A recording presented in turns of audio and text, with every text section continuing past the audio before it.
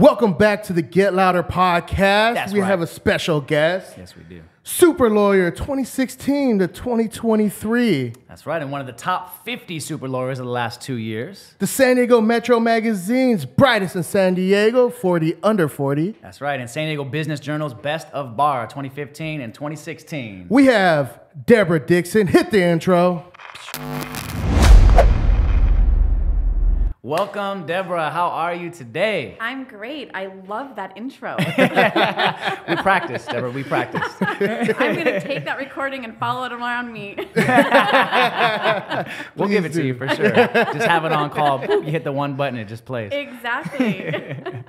So, Deborah, it looks like you, well, how are you doing today? I'm great. I'm excited to be here. Thanks for having me. For sure. Yeah, Thanks for we coming love on. having you here as well.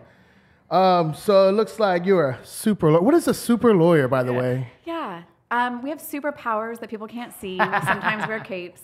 No, Super Lawyers is a designation offered by a magazine called Super Lawyers, where you're actually ranked by your peers, which is why it is somewhat exciting when your peers think that you are good at what you do. And so you have to be nominated, and then a certain amount of people have to nominate you, and a certain amount of people then respond to inquiries about you, about your skills, your success, your experience, and whether you qualify as a super lawyer, and then you get the designation. How cool. Interesting. Are is we it like, super it's like a vote? marketers? Yeah. Yeah. I think there's an award. I think there's an award thing. Let's for apply for marketing, that. For sure. Oh, I'm sure there are. Yeah. I'll nominate So you. people are voting? Are they like voting? So you get an inquiry from Super Lawyers when people have been nominated, and then they ask you if you know certain people. So I might not know people directly. You can't nominate a certain amount of people within your firm. It has to be outside people who nominate you, and then they will send it out to random people in the legal community who might be in your same practice area and ask questions about you, or who might not be in your practice area and then ask questions about you. Yeah. So I get it, and I get inquiries because I'm now a super lawyer. I'm on the panel to get the inquiries as well. Gotcha. So is it safe to say that it's good to be well known for this particular? It is good to be well known, and it is good and a great to track be. record. Yeah, it Not is infamous, Nice, not Deborah, infamous. not I was just infamous. gonna say it is good Well to be known, well yeah. known, and for people to at least think that you're good enough to become a super lawyer. For sure. Yeah. That's cool. So you do mainly class and mass action lawsuits and employee gender discrimination. I do. That's exactly a great description. So tell us a little bit about your journey, like where you came from, how you got to this point, how did you settle on this segment of law? Yeah, it's a great question. The journey really has just been my disease, maybe, or dysfunction of wanting to be a litigator. I'm not sure what it is. But I always knew I wanted to litigate. I wanted to be in the trial. I wanted courtroom. I wanted to do trials, advocacy. And so there's certain areas of law that you can pursue that are that way. You're going to be in court. You're going to be representing people. And I started off doing mostly business litigation and actually defending lawyers when lawyers were sued. Lawyers do get sued, but not very well, because because usually it's not lawyers that are screwing up. Some do. Right. But when I started doing business litigation, it could be anything. It could have been legal malpractice. It could have been business disputes between any type of entities. And it was just litigation, whatever it came across my desk. My first trial was explaining sewer systems to jurors because of developers suing each other right after the 2007 crash. And so that's not the area of law that I wanted to be doing, but it was the opportunity to go to trial. Right. So I did all kinds of litigation. And then I got asked to move over to a firm that did just class actions. And that's just a lot of people injured by the same thing. And so I started doing class actions, which then also leads to mass actions. Mass actions is a lot of people injured by the same thing, but your injuries are very different. Whereas in class actions, your injuries have to be the same. Got you. So it's like those commercials where you're like, if you've ever bought one of these things and you experienced these symptoms, but mine call are us. less cheesy. Have you ever ran a TV ad like that? No, I haven't, but I do see them all the time. Yes, That's funny. exactly. That's exactly what mass actions are. Okay. Is people hurt by this certain drug, or Right. things like that. And I started off doing class actions related to defective products, fraud by companies, and then moved into some mass actions. But along the way, I always had an interest and a passion for employment cases. more specifically, gender discrimination, harassment, sexual assault, unequal pay, things like that. And so I've done cases along the way that are related to that passion, which I still do. So going back, like when did you know you wanted to be a trial attorney? That's like you want to be in the fight, in the arena. Yes. So actually, I remember very specifically. I volunteered when I was in college for the Domestic Violence Restraining Order Clinic, and that was us helping people. The vast majority of my clients that I was doing at the clinic were women who were in domestic violence situations or children, and so we were helping them fill out their own temporary restraining order, and then if they got that, then we were helping them with permanent restraining orders, and then also providing resources for locations for them to be in secure locations and things like that. What I didn't realize, so I was in college and I wasn't sure if I was going to go to law school, but I had an interest. I was volunteering, and I went to court with one of the women who had a very, very terrible situation, and I was there as her support because I was in college. I wasn't a lawyer. Right. I could not go past literally the bar in the courtroom to speak on her behalf or help because I was not a lawyer. Right. And it's a clinic. So there was one lawyer that ran the whole entire thing, and she helped, and she was able to stand there and give the facts. But I had to stand behind, sit, and just sort of wait and try to help her emotionally. And so I remember thinking at that time, that's the bar that I want to get past. And then I was like, oh man, I think that means I want to go to law school. You probably had a sense of like powerlessness, like you wish you could help, but you couldn't. You felt like... Exactly. Yeah. That's exactly it. And I take that so seriously even today, where we are the voice of people who cannot speak on behalf of themselves or would have to do it without any representation, which is very scary. Yeah. It's scary for lawyers to go to court, let alone people who don't even know the rules. Right. There are rules. Which side do you stand on? Which side do you, that's stuff that people don't know. And so I felt powerless that I couldn't be there to advocate on her behalf. And the only way for me to advocate on somebody's behalf was to pass the bar. Right. So many bars in that situation. Exactly. So much symbolism. It's true. It's true. And I remember being told by the judge, I could not cross that bar. I could not go in because I was not a lawyer. And I was like, oh, that's where it came from. Maybe. Right. maybe. That's interesting. We should look that up. Yeah. So how did you end up getting into employment matters? So it was always an interest of mine to help people who I felt like were helpless or not well represented or were the underdog in situations. So a lot of the work that I do is class provides exactly that. One person isn't going to matter, and people are usually going to ignore them because the damages aren't huge. But if you get them together, and then they may have an impact. So corporations will actually listen if they know this could be something that's on behalf of everybody. So in employment matters, I always knew I wanted to do something that was helpful to what I felt were people who were being discriminated or not treated fairly, harassed.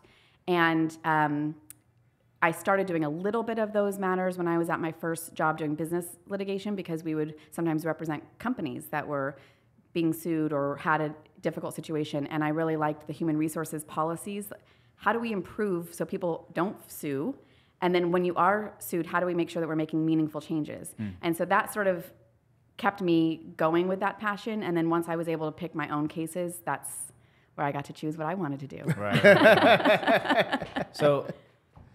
So when you talk about meaningful changes, like you're obviously trying to create a result for somebody in the particular case, but do you ever take it further after that? So what's kind of like advocacy, or whether it's policy or type of thing, like how do you go that? Exactly. Yeah. So there's so many ways to help with change that isn't just that one case. I mean, sometimes that's helpful. If people have to pay money, sometimes they will make changes on their own because they don't want to have to pay money again. Right. It happens. But generally, if there are opportunities for what we would call injunctive relief in class action cases, for example, or other type cases where you're asking the court to tell them, stop doing this practice, not just in this case, but change your packaging, change your label so that other people aren't similarly misled into buying a product that's not really what it says it is. So we always try for that change. In employment cases, I've been lucky enough to have a particular case, and it's always the goal in every case, where you ask the company to make changes on a policy-wide basis that will help not just my current clients, but everybody else who's in a similar situation. Right. And so they can do that easily. In fact, we've had cases where we've consulted and said, here's where I think your best policy change could be that would prevent me from suing you again, or someone like me from suing you again. Or Right. here's something that you could do that would be very meaningful for future people who are in the same situation as my clients were in that situation and sued you. So that's been something that we work on in cases, because a lot of times it is about money, because that's the only thing we can get. I had somebody ask me one time, well, what do you say to the critiques who are looking at the lawsuits that you're filing and saying, oh, it's just about money? Right. And my honest answer was, of course it is. What else would it be about? I can't do anything else. I can't Yeah. ask for anything. The remedies are, I'm limited to money. If I could ask them Right. to force them to say sorry, if I could force them to not do the behavior, I Right. would. My only remedy is money. So that can't be part of the verdict, like something changing? No. They can't be ordered to make a change by the judge or whatever it is? It can only, not if you're going to a jury, they can only give money. Right. But if you settle a case, we try hard to say, okay, here are other things that we want as part of the settlement. In class actions, we can ask for injunctive relief, and the court can say, you're ordered to change your label on this. Okay. But other than that, if you go Yeah, to a jury verdict or a judge verdict, they only award money. That's our Right. limited remedy. So I do like to work on the other things other than just money, because I think it's more impactful. For sure. And so some of the cases we've done, one particularly, there was, in fact, national changes that came about from realizing what was happening in a specific industry. Interesting. Yeah. Have you sued any huge companies that you're allowed to disclose? Yes. Would you like me to list them? Yes. Please.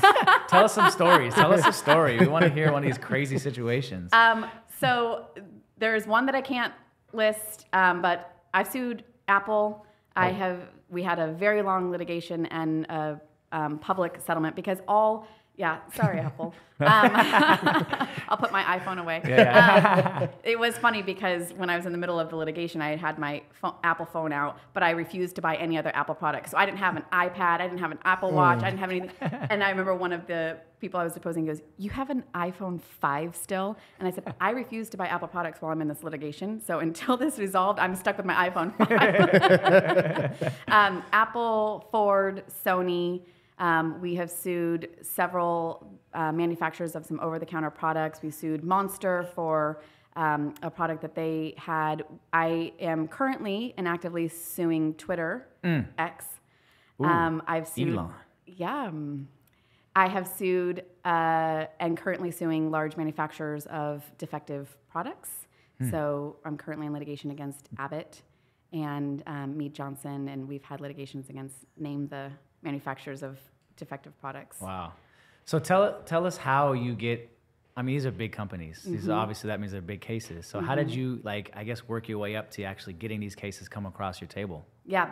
So at first, I think it is a lot of you have to just be willing to be in the fight to get the cases. So at first, there are some level of joining in organizations that do mass torts, for example, and then getting in leadership positions within those mass torts. Then you start getting your name known that you can actually take on these companies. When I started over at Gomez Trial Attorneys at running the class action practice, that was when I was recruited over there. He sort of had a name in the industry already because he had been part of those cases that were large. And then from there, you start getting referrals. Right. And then we were specifically known as trial lawyers, so we had other lawyers who were asking us to join in on their cases because they needed trial lawyers. Some lawyers are very good at the writing, the research, the tactic, the legal strategy, but standing up in front of the court, Right. Not doing the their trial, thing. not their thing. Yeah. And so they get people in on the cases. And so Makes that was sense. my first opportunity, was in cases like that where we tried class action lawsuits, which doesn't happen very often. And then once you do one or two, you start realizing I can do this. And then other lawyers are asking you to join in on their cases. And then most recently, relating to the one that we have against Abbott, the court starts picking leadership. And so once you have a name of, I've done this case, I've done that case, then the court knows you have the experience to actually be selected yourself to do leadership in the cases.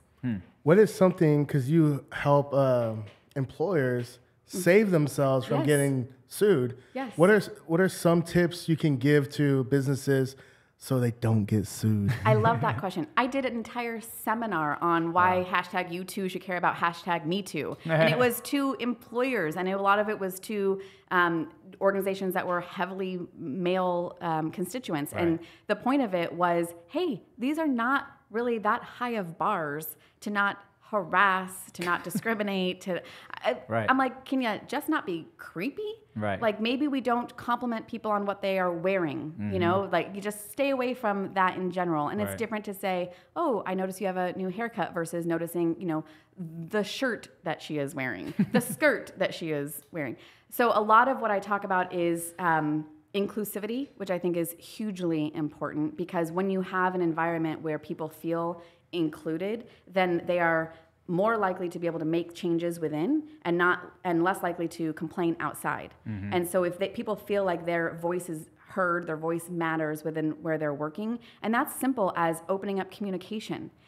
So I say all the time to people, don't make assumptions about particularly what women might want to do after maternity leave. Have a conversation with them. Right. I've been involved in cases where employers are calling me and saying, well, we took her off that big project because she just came back from maternity leave, so of course she's not going to want to have to work on a big project. Well, Did you ask? you didn't ask. And they're like, well, no, of course, we were just assuming. And she did want that big project Right. because that's important for her career goals. And so, you know, they think they're being nice, but just have a conversation with people. So I think open communication is really big. Talk to people about what they are looking for, what they want, and take complaints seriously. If somebody says, I don't like this situation, or this person is making comments, sometimes people just want to be heard that, thank you, we will address it, as opposed to, oh, you're being too sensitive. Right. Oh, don't worry about that, this or the other. I think a lot of times employers' natural reaction is to shut down, to not respond, to, oh, they're causing trouble, they're asking about pay or something like that. Open the conversation. We welcome it. We're glad to explain it. We're glad to, it doesn't mean you have to give every bit of proprietary information or other employees' information, but you just have to be willing to have the conversation. And I think that changes a lot of it. Also, I think the bar for not being sued for some things is just really low, because proving legal sexual harassment, for example, is not that easy. And people think, oh, I make one comment and that's enough. It's not, but I think if you have a culture where people know it's taken seriously, that people won't be devalued, they won't be objectified, you get a whole lot less complaints. Or if it does happen, it's corrected. Right. That's not that hard. And none of that costs money. Of course, it's like have training, have, all those things. You want your hiring practices, take the name off the resume. So you don't know who's applying. You don't know if it's a man, you don't know if it's a woman, you don't know their race, their national origin. And see then who you pick as the best candidate. These are all very easy things that don't take money, that don't cost anything, but can just be simple practices that are changed. Yeah. In your experience now, because times are changing, and kind of like the old guys are kind of slowly making their way out, and there's a younger generation coming up. Are you experiencing less or seeing less of these types of cases, or is it the same, or is it just different? I love that question so much. Yeah. And I'm going to try not to get on my soapbox again like I just did. No, do it. Yeah, we want all of it. All of it. What we're finding is the newer generation of workforce has less tolerance for it. Not that it is happening less, maybe, but they just are not tolerant of it, because the younger generations grew up with women being in power, with seeing different people of different backgrounds, ethnicities, national origin, language, being their teachers, being their principals, being their professors in college, being their employers, bosses, supervisors. So they don't have this natural connection of, to be a supervisor, to be a manager, to be someone of power is what it used to look like, which was historically very male, just if you look at the numbers, and historically very white male. Right. And so that is changing when people see other people with respect, because they grew up with that. Yeah. And so when it's not that, when they are seeing people not being treated the same way or being treated differently, they have a lot less tolerance for it. And I think that's a good thing. Right. I think the pendulum needs to swing where we say, oh yeah, I'm not going to say, okay, it's the 10th time that he did that, and now I'm going to complain, And so I think we stick up for each other a little bit more. The groups are saying, wait a minute, why is she being treated that way? That's not normal to them. Right. Which is great. And so I think we will, as everybody begins to rise in the ranks, we're gonna see a whole bunch of less sexual harassment, discrimination in all its forms. Yeah. I'm an eternal optimist, so I keep saying that over and over again. And it's like now we have, I'm sure it's like we have this, it almost, just to play devil's advocate. Yeah. Right? We have, the cancel culture and like, it almost seems like a zero tolerance type of culture. And you see it portrayed in like movies and TV shows all the time. Yes. Where like something happens and then just like, I just tweeted about you. And now you're fired. Yes. Yes. Because you said that thing to me, Right. like now the whole world knows, and now you're fired. All right, Right. see you later. And he's like packing his stuff and leaving. Yes. Yes. it's like today. How do you feel about that whole side of it? Yeah. So, I see it as we as society sort of are on a pendulum, and sometimes it swings too far one way, and that's to overcorrect, and then it comes back, and we're sort of then get happy medium, happy equilibrium. I do see that there are instances where the cancel culture, there's things where you're like, yeah, that probably let's not say one time and you're fully out. But I do see it as more accountability. We're just not willing to put up with the same things that we were with people who got over and over and over again chances to correct. I also think it's really important that for people who have been publicly embarrassed by something, that they have an opportunity to make amends and to be welcomed back into it. But they need to make amends. They need to take responsibility. They need to do something. And so I think we have to have a culture where we say, we didn't appreciate this behavior, but you're not forever an outcast, because we can't just outcast people. Right. But we can have limits on what we're willing to put up with. And I think that's the happy medium that we need to figure out is, we have a Harvey Weinstein, for example, who did it for years because he was so powerful that women's voices were continually not listened to, silenced, not believed. And then people will look at it and say, oh gosh, how did it get that far? Well, because it was years and years and years of him being in power and nobody believing all the women who came forward and said he did this to me. And then finally he gets his, and he's going to spend the rest of his life in prison. But then you have other people where, it's like, I just made one comment, or I just made one tweet, or whatever, and then they're, yeah, exactly, and then they're done. So you have these extremes of, 20 years of abuse versus, one comment. We were We'll do literally better. just talking about that the other day. I remember similar conversation. What do you think about SpaceX right now being sued by the government? What are your thoughts on that? Well, I have I have lots of thoughts on not specifically that lawsuit or those claims that are being brought, but I do think that, again, we have a lot of accountability, and when you have people who are making claims about what they can and can't do and how they're functioning, it's a whole other conversation too about like our prison system, for example. But when we privatize things that are historically done and regulated by the government, there's a lot more oversight when it is sort of government regulated. And so when we have private companies, which I'm all for, open market private companies with regulation, and so I think that's when people start saying, oh, well, then the government's coming in now and regulating, and the government's coming in now and questioning. It's the same thing that we see in sports when the government is finally coming in and saying, how come all of these young women athletes were molested by their trainers or coaches and things like that? And there was, very little oversight that seemed to happen. So I don't know if I have specific comments on the validity of, government oversight with SpaceX. Given my experience, I think the companies probably need some oversight. Can you guys catch me up on that one? What's happening? The government is suing SpaceX right now because they're not hiring any refugees. Hiring any refugees? And it's not just specifically refugees. It's refugees, and then so when there's certain government contracts, you have to hire. You have to be inclusive in your hiring practices of whether it be refugees, or you have a policy to say, I'm not going to allow any certain visas. And so companies that are doing work for the government, specifically they have government contracts or they're regulated by the government in some respect, do have to have policies where they have equal opportunity in employment. And so if you have a policy where you say, I refuse to hire anyone who's on a visa, or I refuse to hire anybody, then you can be regulated by the government. And so that's what it is specifically, exactly. Interesting. And if you're a private company, you don't you don't have to follow those rules, right? Like you can hire whoever you want, not hire whoever you want because you're a private company, correct? To some extent. Unless it's not breaking the law, right? Right. That's what I say to people all the time is, you can hire and fire for any reason or no reason as long as it's not an unlawful reason. And so that is it. You can't say, well, I'm a company and I have 100 employees, but I choose that I'm only going to hire women who are 5'5". Like if it matters for your job, that there's a height limit or something like that, then, you might get away with it. But you're not as regulated. But government contracts require them to be a little bit more scrutinized. And, SpaceX relies on Government funding. Right. Right. Exactly. Right.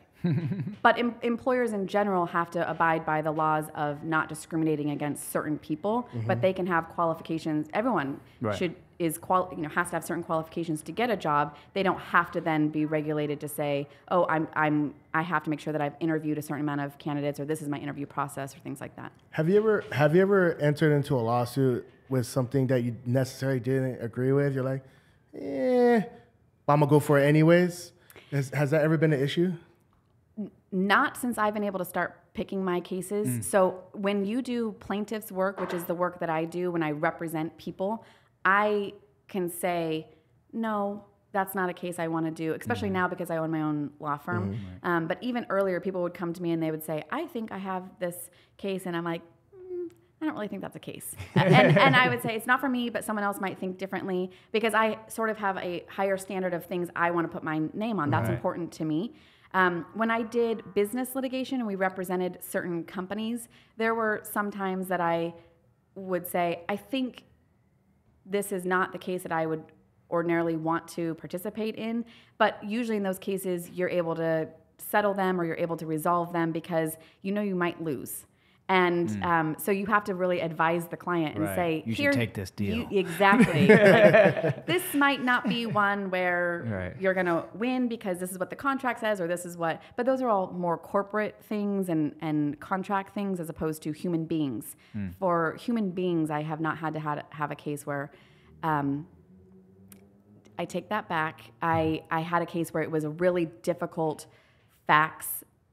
My client, however, was not the one that was involved in the really difficult facts. She too was actually extremely victimized by the same person, but she was being sued for her involvement in the victimization. That one was really hard because sounds complicated. It was complicated. I felt really bad for the person who was suing. I felt no remorse or feelings at all for the person who was doing the bad things, which was not my client, but my client was also being sued. So I felt like I was sitting on the middle side of the table. I wasn't on the wrong side, but I was defending somebody who was being sued, and she herself had been super traumatized by the same person that traumatized other people. Crazy. And that was the only one where I was like, this is a little hard to be. Have you ever heard of a situation, and how common is this situation where, let's say, a woman has to like earn her promotion? Oh yeah. Really? Oh, I think that's very true of a lot of women in certain circumstances and minorities where there's this phenomenon called prove it again. And it is, I've felt it in my career. I've watched other people, other colleagues, and the issue is you have a really great result and it is justified or diminished in some way. That happened because, or she got lucky, or you got lucky, as opposed to, I worked my mother frickin' booty off, and that's why we got the result. And so constantly having to feel like, okay, that didn't match up to what other people are getting accolades for, so I have to do it again and show that it wasn't a one-time result, it wasn't a one-time fluke, it's a pattern in practice. And so I have seen that, not just in the law field, but in others, I'm sure there are. Have you ever dealt with nepotism cases? So I have never sued on behalf of cases where there was nepotism, for example, but it is alive and well, and it is in the legal community, and you see it a lot. Now, here's the thing. I understand people want to have their offspring, they want their generation, they want their family to be involved in their business, and there's going to be some level of preference that you give to your family because that's natural. Sure. It is difficult when it's to the exclusion of other people who are more qualified or just as qualified, but that is something that does happen and is not technically really illegal, as long as the person was considered. But if you give preference to somebody that is, your family, we know that it happens. Yeah. I think now you're seeing it where people are all of the Nepo and people are saying, oh, this person got the job because, I mean, yeah, they probably did, but I always have the feeling of, well, when it's happening to you, it sucks. 'Cause you're like, I'm more qualified than Joe Blow.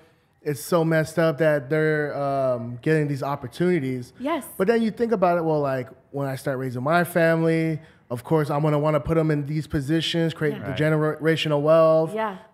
They're my offspring. I want to like raise them to be just like me. Yeah. But I'm also like, it's not fair. I think if I have kids, I'll be like, look, dude, you ain't keeping up with John or whoever. You're gonna have to catch up. Step up. It probably has a lot to do with how large and corporate the company is too, right? Like when you're in smaller level, I mean, it applies to everything, I'm sure, but in smaller level things, it's like not nearly as big of a deal. Right. Yeah. It's inherently not fair that somebody would get a position because of nepotism, that they, were born into that. And that is why I think access to equal opportunities, access to opportunities itself is going to change a lot of what we're seeing when we're watching the discrimination or the inclusion or people being excluded from things. I think once we have much more access to opportunities, it will be an even playing field for people. But when you're going for a job and your name is not the same as somebody else and they're going to get it, it's inherently not fair because we want the most qualified people. However, we obviously understand it on a human level, but it doesn't make it the best working environment for people if they know, how am I going to rise within the ranks here if I'm not going to get promoted because my last name's not the same? Right, for sure. I feel like as a father, I would want, in that situation, because you just kind of painted the picture really cool, I would be like, all right, look, I'm going to train you and I'm going to groom you and you're going to have a full access opportunity to get this position within our company, within our family business. But I'm not going to give it to you. Yes. You got to compete with the rest of the guys because there's going to be a lot of other people who are just as hungry, if not hungrier than you, that want this same job. You got it, but you got to beat everybody else, and make it like a cool competition, like you got to earn it type of thing. You're going to be fine for your whole life. Trust me. Right. But I think that garners more respect from the coworkers. Everybody. Where they see, no, this person earned it from the beginning. And I think you're seeing a little bit more of that when we're seeing people who have a lot of money. Their kids are just fine, but they're not giving them everything. They're not, so the trust, so sorry, your trust fund is only $20 million and not $200 million, But because we're wanting to see, or go get your graduate degree and then you might be able to come work at my company, or start from the bottom like everybody else.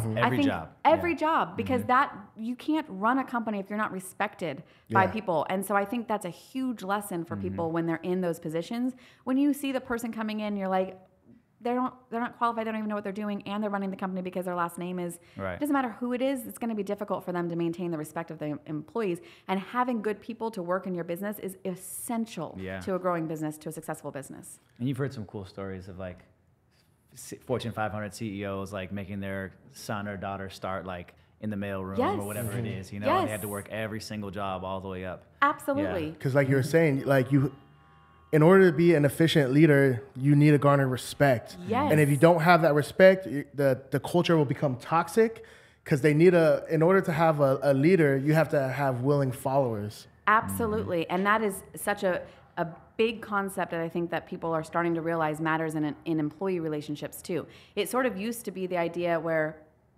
you are grateful because you have a job, and the employer was the employer, and it didn't matter what you thought about the employer because they didn't care as long as you were doing your job. They didn't care if you respected them, if you but now we're seeing that you can't keep employees unless there is some level of respect.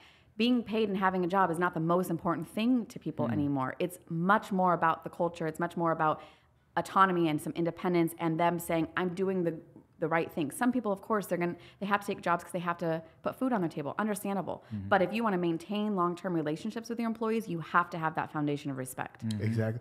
What do you think about, speaking of autonomy and all that stuff, what do you think about working from home basis? You know, everyone wants to work from home. No one wants to come into the office anymore. What are your thoughts on that? I have my own thoughts. I'll tell you afterwards. Oh, okay. I'm so curious what your thoughts are. So I think it's a hybrid, and it really is dependent on your industry. I think some people can be very efficient working from home depending on what it is that they do. There's certain jobs where it's just not going to be as effective because, you know, you need to be working from a collaborative space, or you need access to certain resources that are only available in the office, or, you know, just things like, you know, being able to take certain phone calls and having that privacy or whatever that you may not be able to do if you're working from home and you have 3 roommates or something. Right. So I think for me and the way that I run my law firm, we have a policy where people can work from home, not full remote, but they can work from home because that is something that people want. And I think you attract employees if you give them some level of flexibility like that. But given the type of work we do, we can't have total, complete remote workers. A lot of law firms are requiring people to come back, you know, 3 days a week, or they're having some minimum requirement that you have to be in the office. And that's because they're huge and they have to have some sort of culture and the mentorship and things like that. But I think there are ways for people to figure out a happy medium. And some industries have been remote the entire time. Right. A lot of people in tech, a lot of people in marketing, they've been working from home the entire time before the pandemic. And it's staring at a screen the whole time. They're staring at a screen. They can do it anywhere. It's cheaper for the employer to do it. I mean, that's how Twitter was when it first started. The majority of their workers were remote from the beginning. That was 2013, 2014. Yeah. Well before the pandemic. For sure. What are your thoughts on it?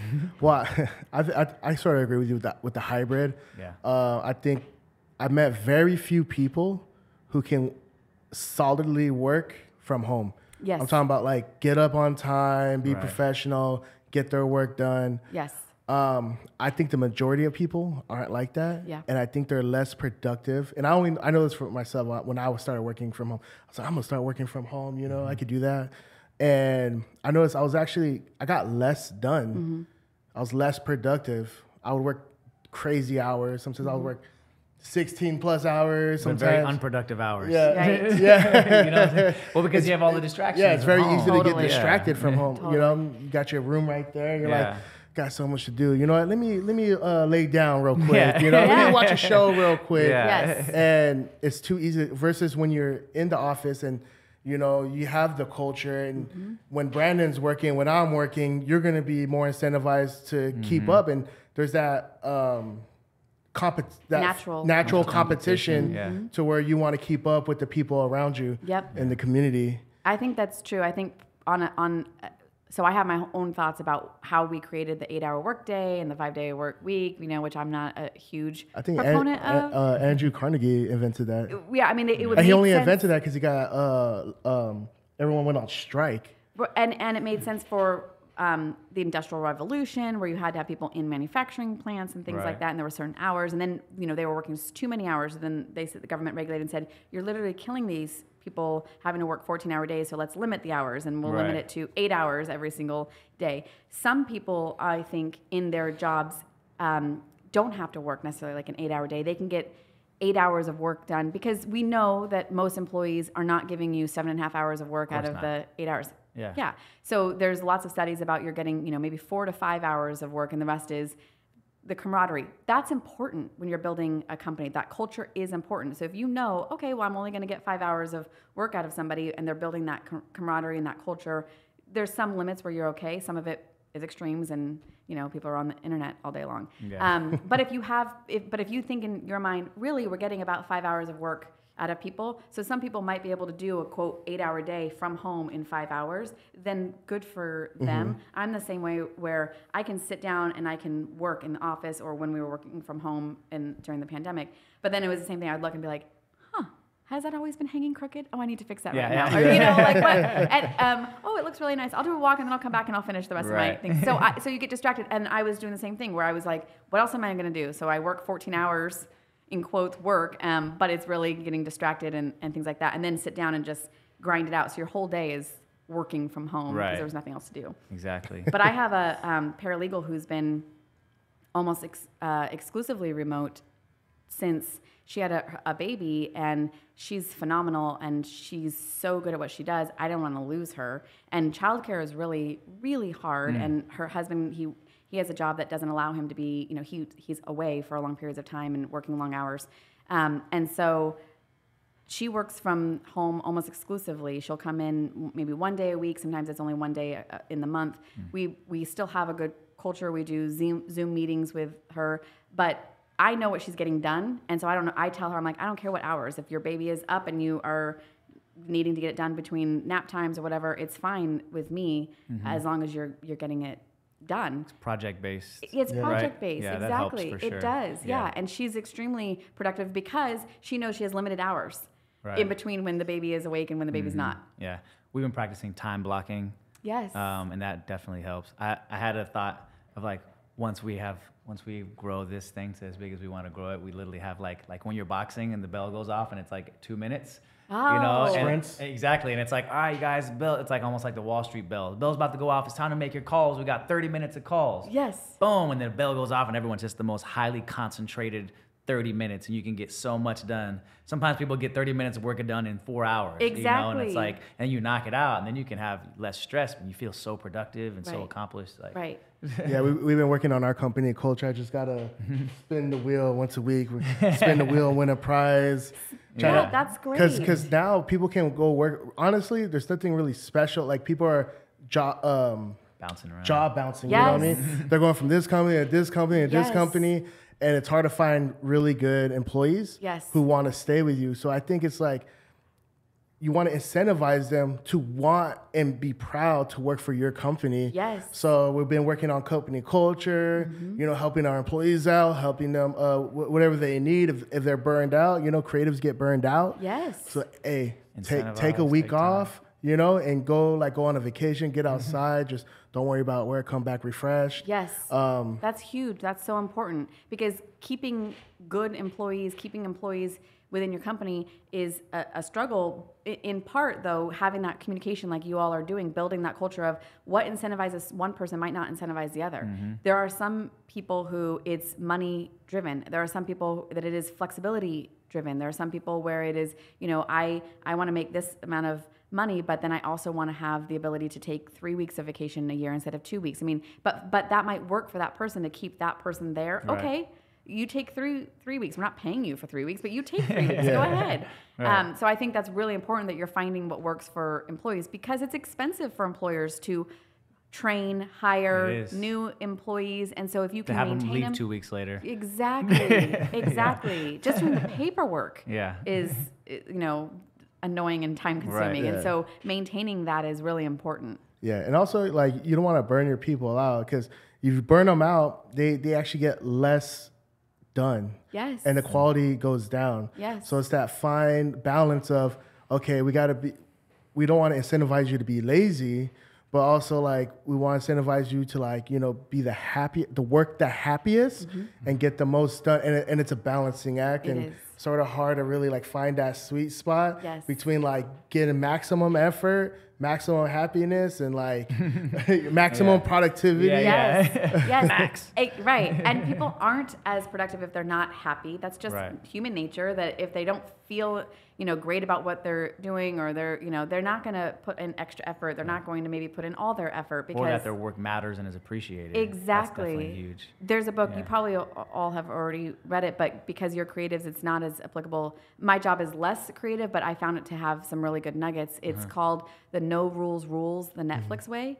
And it talks about how Netflix became what it was when it was barely surviving and wanting Blockbuster to buy it. Right. And then now how it's become. And they talk a lot about figuring out what motivates creatives because it's a totally different space. If there's too many constraints, they don't have the space to feel creative, and having a workplace that gives some flexibility. There's always going to be structure of some sort, but not over structuring. Right. And that's each employee is a little bit different. And so they talk about, okay, in the accounting department, because their timelines are a certain way, we said you can't take vacation during this time, but other departments, they can take vacation whenever they want, as long as it doesn't hurt their teammates. And so it's just figuring out what works for different people in different departments. So tell us some more about your structure of your business. So how do you have your company structured? How big is your firm? How many employees do you have? Like how do you have it set up now? Yeah. So I'm really excited. The Dixon firm, which is my firm, we sort of restructured from having my two partners for a couple of years who are great, but we decided we were just doing very different things. So I kept our employees, our space, and because I was doing the cases, and so they just took what cases they were working on. So I have 2 attorneys that work for me, and we have a paralegal and a legal assistant office manager, and I am lucky enough to have 2 law clerks, one who's currently in law school and one who just graduated law school. And that just started this year where I'm bringing in law students. So you have a farm team. Exactly. So it's like people who are in law school, people who just graduated law school. Yeah. That's the first I've heard of it. That's awesome. Yeah, and it really works because they're getting experience and they're getting to see what it's like, starting from anywhere, what they're doing and what you have to do to become a lawyer. And then once you are a lawyer, the assignments that you get versus then when you're a more experienced lawyer. So we have, I always say it's a small but strong team. Yeah. We are carrying cases that are, above our level. Most firms are much larger that are doing the type of cases we've been doing, but we're doing them. Absolutely. And so, what is the saying? It's something about fighting above our weight class or something like that. Yeah. Rising to the occasion. Yeah, exactly. What does growth look like for you guys? Yeah, I really would like to add, a couple more attorneys, have the flow of maybe the law students who are graduating, getting to become lawyers in the firm, and maybe adding in some more experienced lawyers because that's helpful too. I always sort of imagine maybe us being, 10 lawyers instead of 3, Right. and then having, help and staff that matches that. I outsource a lot of things, so I don't have an in-house accounting department, but I have an amazing bookkeeper, and I have people that would do things that are not in-house, and that's helpful. So I think probably doubling, tripling the amount of lawyers would be where I would want to be, and then obviously because we work the cases that we have, and we are limited to bringing in as many cases as what we can work, because I'm not going to overwork others, even though if I overwork myself, I'm not going to overwork others because I don't want that culture. I don't want that culture of, we have too much cases that we can handle. That's not physically possible. So we'd have to bring in other lawyers to do that. So is that the case right now? Do you have more work than, do you have more cases than you take? Are you turning cases away because of the capacity? I'm turning cases away because they're not fitting into the types of cases that we are wanting to do, in part because I don't want to have to hire a whole nother lawyer to do that type of case. Right. But the cases we have right now, I think we're working really hard, and we're able to keep up on all the cases that we have suing Twitter, X, and the leadership cases that we have. And having the law clerks has been really, really helpful for that. So I'm liking this, 4 or 5 kind of attorney aspect, and I can see it working out really well. And I believe then we would be able to take on additional cases that I might say, we just really can't handle that right now. Right. So that's the ultimate goal for us. So is the biggest problem you're facing right now is growing your company, or are you facing other problems as well? I think that it's growing the company. It's important, but it's growing it sort of strategically. I don't want to be in a position where I have to take cases to bring in the income to feed the people that I have. I don't want to have to be in a place where I'm like, well, I wouldn't really want to take this case, but I need to just to have the income to generate, to keep the wheel going. Right. I really still want to be selective, and so I am, and sometimes that means that we're still working on. People laugh. They're like, "You're still working on those cases." I'm like, "My cases take forever. That's just the nature of class actions and mass actions." I've been working. The case I had against Apple was 5 years of litigation. Wow. So these cases don't go away in 6 months, a year, 2 years. And so it is the same cases, but we get further and further along in them. So I think that my constant struggle will be testing the limits of how much we all can handle. But then also not wanting to take things just to be able to take them. I don't want to ever be in a position where I'm over pushing my employees. They know you're in the legal industry, you're going to be working hard, but I don't want us to be unnecessarily overworked. Right. So when I see that balance, that's when I know, okay, time to bring in, that's why we brought in the law clerks. And now it's that balancing act of do we have enough work to sustain keeping them on after law school, which I'm hopeful that we will. What type of marketing have you done for your business? Yeah.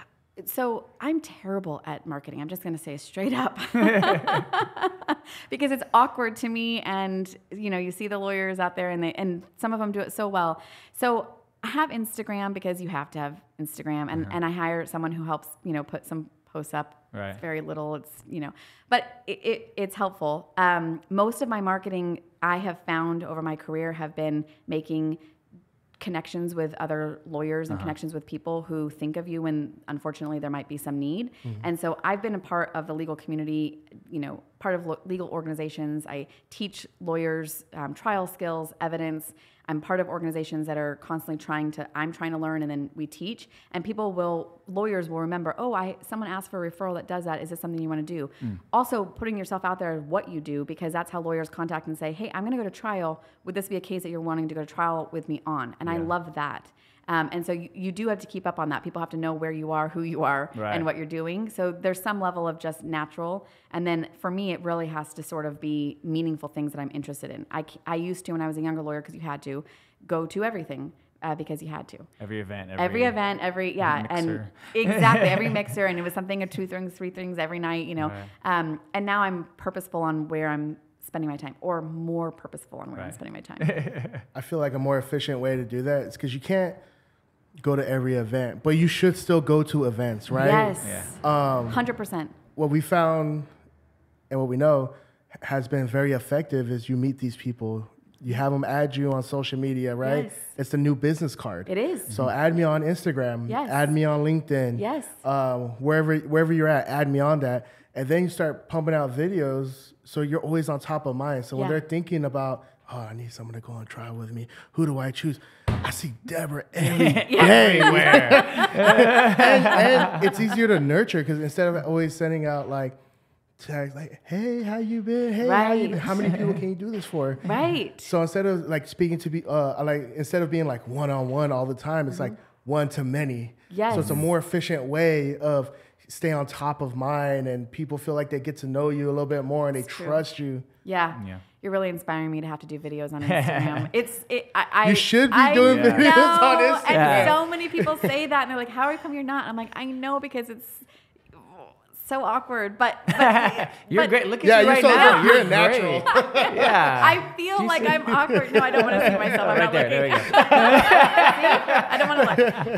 But I feel like I could have a conversation with you all, and I said, that's what it is when you do a video on Instagram. Right. But it just feels a little bit more awkward. So I have a lot of print stuff but I need to do more of that. The environment The matters. print stuff, like the going on Canva, creating the carousels.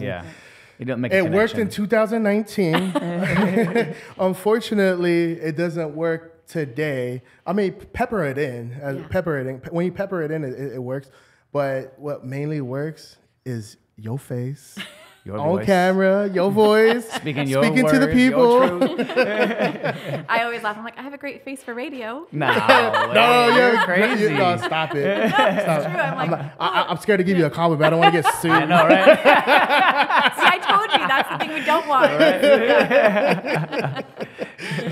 How about you have an Instagram face? How about that? Thank you. You have a face for TV. Yeah. Here comes the lawsuit. Yeah, exactly. That's a nice thing to say. That's perfectly fine. There you go. I agree. I'm more intrigued when I see it on Instagram, when I'm seeing somebody talk and I'm seeing somebody interact. I feel like I stay longer and watch it rather than, reading a bunch of text. It's just normal. Yeah. And it's true for jurors too. When we're presenting to trial, we have to have all kinds of things. You have to have some people, because they're older, you have to speak slower and you have to have written words really big. And then you have the younger people who are like, you've lost my attention span, because where's the action? Where's the picture? What are we talking about? Why are you still talking? It's been 4 minutes. Yeah. So you have to keep people's attention in different ways. Yeah, we had to coach a lot of our clients. They're so used to doing things the old school way. It's very boring. Right. No one's going to want to listen to that. I'm like, look, we got to start strong. Yes. And we got to be fast. Look, I understand you want to get all the information out there, but you got to remember,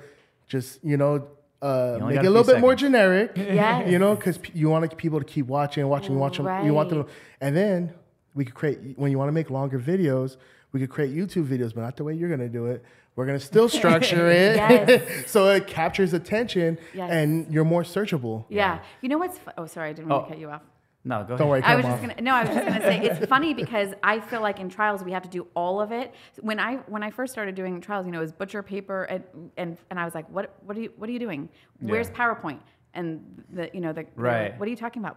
PowerPoint. PowerPoint. They would just read and then they would like put up something a big blow up of a poster board, Right. and I'm like, this doesn't work anymore. And so then we start doing PowerPoint, and what I find to be funny, and then you have to do animations, or you have to have, you know, things that show people and are interactive, and yeah, so then they look and their attention span is kept. But what I do find to be funny is now I sometimes will go back and do specific things that are when I'm crossing someone, for example, and I will start making a chart in person, live, you know, as it's happening. And I find sometimes people are intrigued mostly because it's not pre-made. Right. And so they're like, she's doing that like right now, like it's like, you know, live on Instagram, or Right, she's right. just drawing it out, and because that will keep someone's attention for a minute, and then you have to change to something else. Exactly. But it is funny how like now writing is keeping people's attention because they're not used to seeing people so do old it. school now. I know. Oh, she's old retro. school, yeah. I know. She's bringing it Is way that back. cursive? I know, exactly. I don't write in cursive because nobody can read it. But like I'll do a little chart and I'll put a line and I'll be like, oh, this is what I asked, and check, this is what you said, you know? And that'll keep people's attention for a minute. You Right. That's really funny. have to speak to people like they're a fifth grader. Yes. You have to. Yes. Like I've been around some I have some very like genius level friends, and I hate, especially when they're amongst each other, I hate hanging out with them because it's like they're speaking a different language. They cannot They capture are. my attention. Yeah. And I'm like, you guys are way too smart for me. Yeah. I'm gonna move. I'm gonna go somewhere else. Right. That's funny. It is funny, but the jurors are the same way. Yeah, exactly. You have to be relatable. You have to be relatable, and Yeah. the most relatable. Speak to them like they're fifth graders. Something everyone can understand. Yes. Try to dumb it down. Right. And that's actually a superpower. If you can explain something and dumb it down, that shows that you actually know it. Yes. Einstein. Yeah. Einstein. Exactly. The simpler you can explain something, the more you understand. Right. Exactly. Yeah. Right. When you have to use big words and show people Right. how smart you Right. are, Right. you're going to lose them. They're not going to understand. Right. I always ask them, like, why did it take 82 words to ask the question, what were you doing today? Like, what on the date of the incident that we were talking about before, Right. January 2nd, 2021, when you had earlier described that you had been in, what else did you see when you were crossing the road at the adjacent angle? I'm like, you just asked, what were you doing Yeah. on January 24th? Like, What were you doing? What were you doing January 24th when you crossed the road? Exactly. What And- did you see? And the questions are so long, and then the witness will be like, I'm sorry, can you ask that again? And it's like, oh, because they don't understand, they got lost. So did all the jurors. So did I. Is there any legal restraints for the reason why they ask the questions like that? Do they have to make sure they say all the things, or it doesn't matter? It's the fear of speaking plainly. Right. It is that fear of, if I ask a question, I don't sound. Where were you on January 24th? I always thought it was for the record. There are Yeah. certain things that have to be the record. So you want to say January 24th. date. That's the date. That was the important thing. If you just say, where were you that day? Nobody knows what day you're talking about. Right. But after you've established it's January 24th, and I'm just making up that random date, but like, then the next question can say, oh, and then when you cross the street, what did you see? They all know you're talking about January 24th, but instead they'll repeat and they'll preface it with 85 words. On said day. On said day. Who speaks like that? And then they'll ask questions like, do you recall what it is that you saw on January 24th? Well, nobody asks questions like that. Nobody Right. says, do you recall? So then when someone says yes, then what are they answering? Yes, I recall. Now, and what did in fact you see that day? Just what did you see? Isn't that what made Johnny Cochran so popular, was his way to dumb down and make everything entertaining? Yeah, one of the very effective ways to do it is to speak plainly to people and to make it entertaining, and to have things, they say primacy and recency for trial lawyers, and where people can remember 3 things at a time. Right. But if you go more than that, they're going to get lost. So try to keep things in threes and trios. Especially because you have a jury Yes. of regular people. Of regular people. Then it's not a jury of lawyers. No. And even if it was a jury of lawyers, I Yeah. say that sometimes in deposition. I'm like, I didn't even understand what you were Right. asking, and I know the case. So how are jurors supposed to understand when they're still trying to figure out what the case is? Right. We had to explain it to our clients when they started speaking on their topics and they wanted to bring in all this legal jargon. I was like, no one knows what you're talking about right now. Right. Especially us right Say now. it plainly. Yes, that is great if you're Yeah. trying to be a legal professor where you're mandated by your law students have to sit there and listen to you whether you're interesting or not, or people understand what you're saying or not. It's not the same when you're communicating to human beings. Yeah. Exactly. The reality is it's all entertainment. Yes. And when you think about your teachers back in school, the one that sticks out the most, the one that you felt you learned a lot from, the most relatable teacher spoke very plainly. Yes, and put it in ways that we understand. Why is this applicable? I always felt that about math. Like if you had told me, I mean, if we found a way to make it applicable, then I might have paid attention a little bit more when I was like, otherwise, why am I having to do this? But you know, Geometry. But you can. When am I going to use that? Exactly. But then there's like certain things where, okay, I could understand why it's important to understand fractions of things or Right. time. Like now when you were billing when I was a brand new associate, I had like a little cheat chart of like 0.1 was 6 minutes. Multiplication is easy multiplication, but like put it in real terms. Right. Law school was that way too. And I felt like I thrived in the classes where I could understand how it was going to be applied. And they spoke plainly because they knew the subject matter so well. Even if the subject matter wasn't something I was interested in, they made me be like, I can understand this. This makes sense. Right. Yeah. That's why I like with the teacher thing. With me, the teachers I liked the most are the ones that made an effort to relate to us at our age. Yes. Right. Talking about things that we knew about Yes. and making comparisons to those things. So then it becomes relatable. And those are the people you end up connecting with Yes. even further. So then it's Yes. like when you see the teacher in the hallway, like, oh, what's up, da-da-da. Yeah. You can talk about that type of thing. It's Yes. not just like, oh, there's a teacher, I got to walk by and ignore them because I don't like them because they're Totally. weird.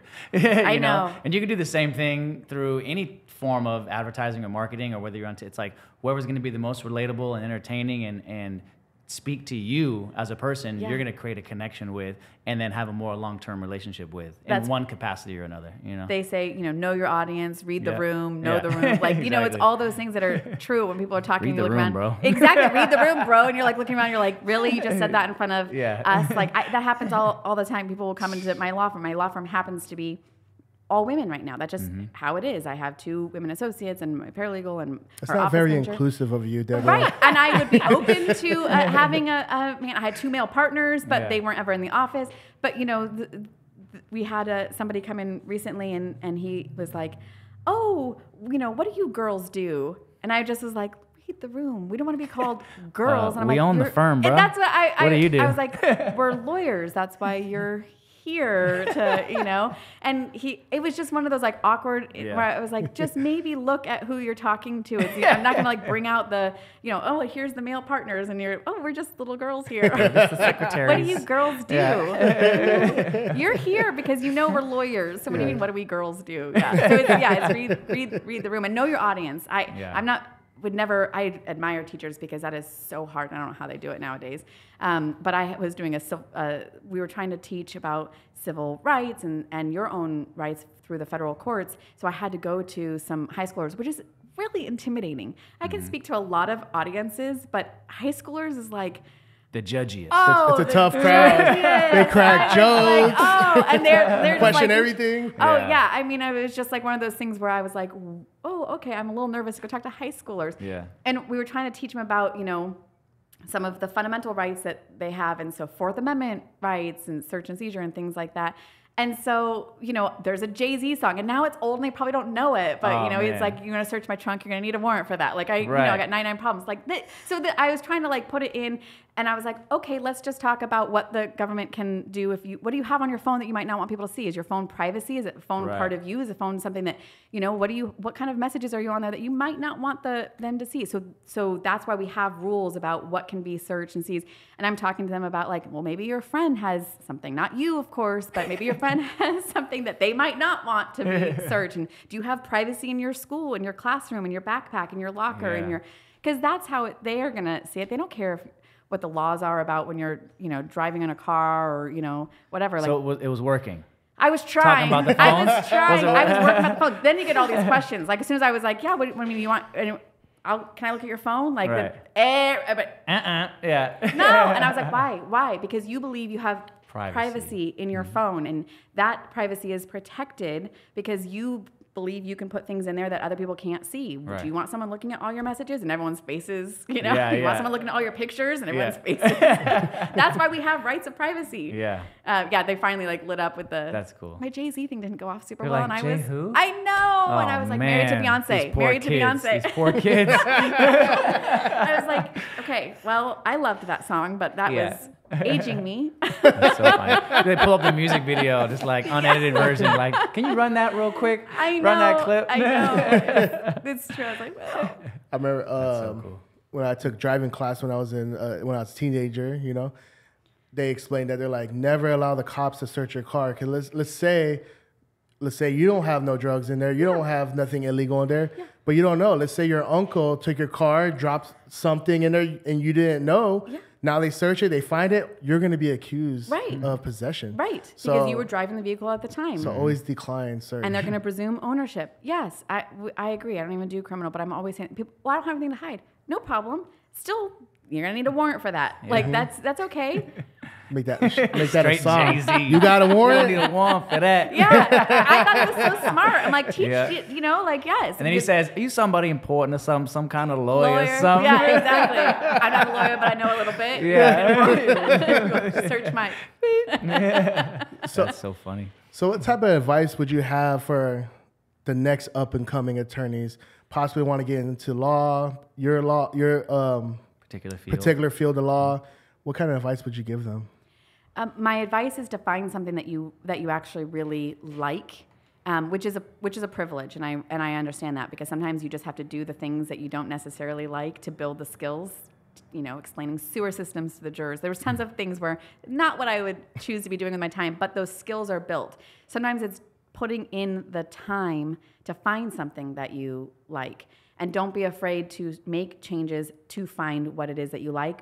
Once you're doing something that you feel you're contributing, something that you feel is making a good living for yourself, is just making enough for you to be able to have independence, it really will make it not feel as if you're putting in as many hours as it's going to be to either own your own company, to run your own business, or to be successful in your job. You both know, you're business owners, how much you have to put in that's outside of what you do as creatives. It's running the business, it's inspiring employees. And so people who are wanting to get into a particular field or law, I always tell people it is going to take work. There's just nothing you can do. There's no magic that you can get around the grind of learning your field, learning your practice. But once you do, it's more rewarding because you did it. We don't graduate law school and know how to be lawyers, Right. You know, like how to practice law. We know the substance of some things sometimes, and the best is learning it. It's learning how to be good at what you do, innovating, keeping up on the things that are changing. Because I'm sure when you all started, it was very different. And now you're having to make adjustments. And, you know, like you were saying, YouTube isn't even what YouTube used to be. Instagram even wasn't what it used to be.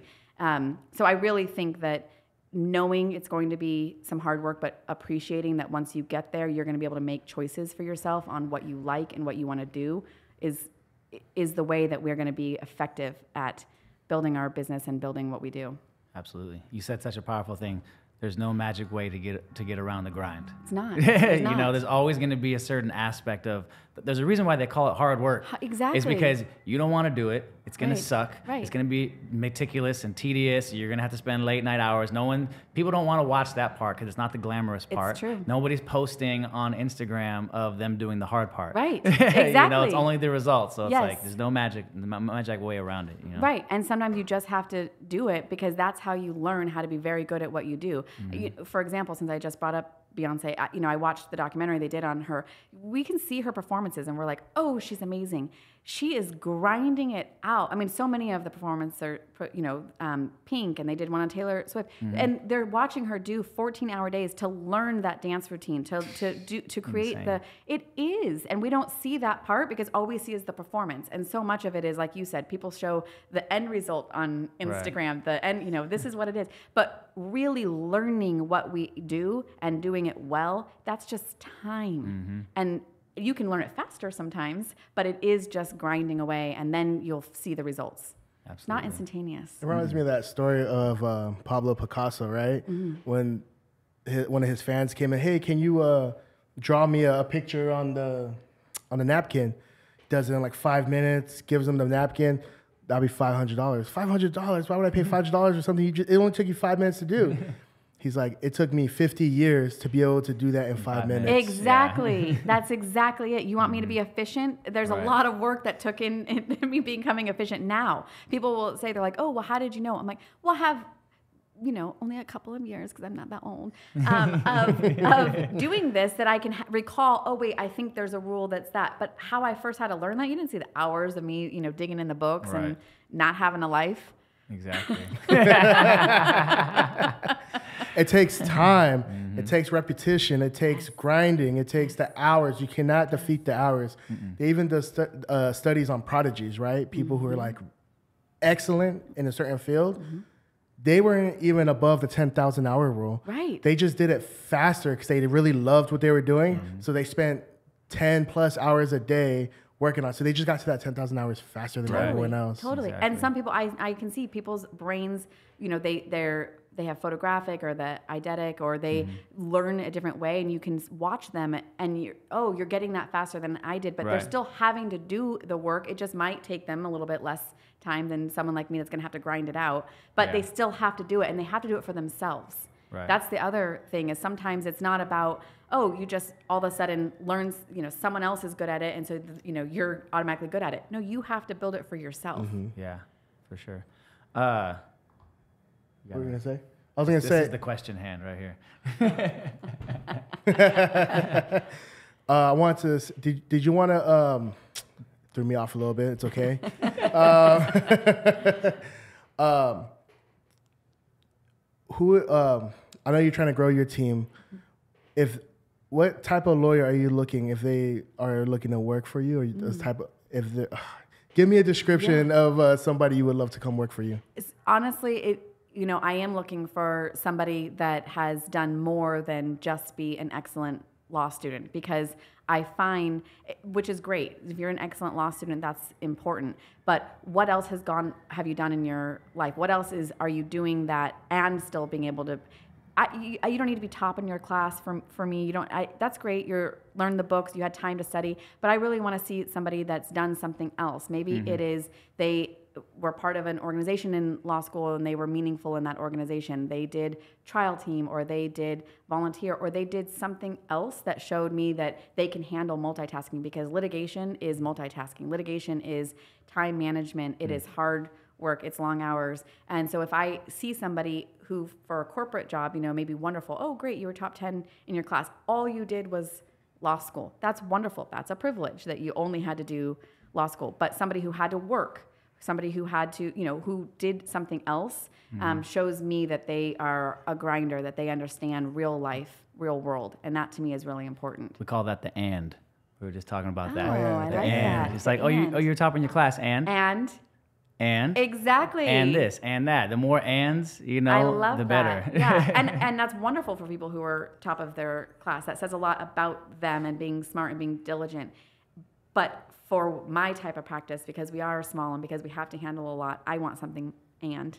How do you attract those type of people? I've been so lucky to work with people who I knew, but not nepotism, or who were referred directly to me by other people that I knew, and then I interviewed. Some of it, I hired one of my law clerks because she actually just followed up more than the other person who was given the name. Persistence, who was given my name. And it wasn't because I was blowing her off or him off, but I trusted a former law professor she is a law professor, but my former law professor, to give me names of people she thought was great. She gave me a couple of names. And I'm busy, and so I didn't immediately respond, but she followed up, and I said, please contact me again in a couple of weeks. And she did.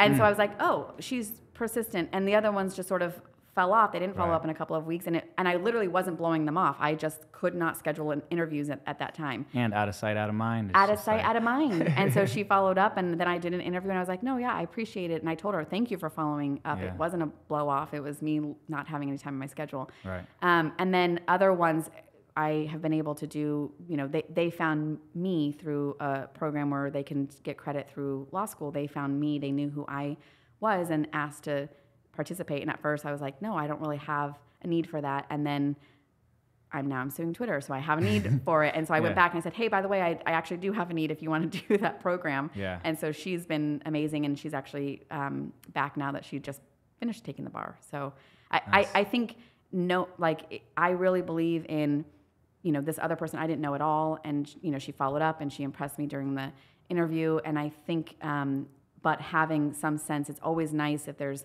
some sense of the person who can do a lot of things. And you try them out and see if they work as law students, law clerks, then that gives you a really good aspect for it. Nice.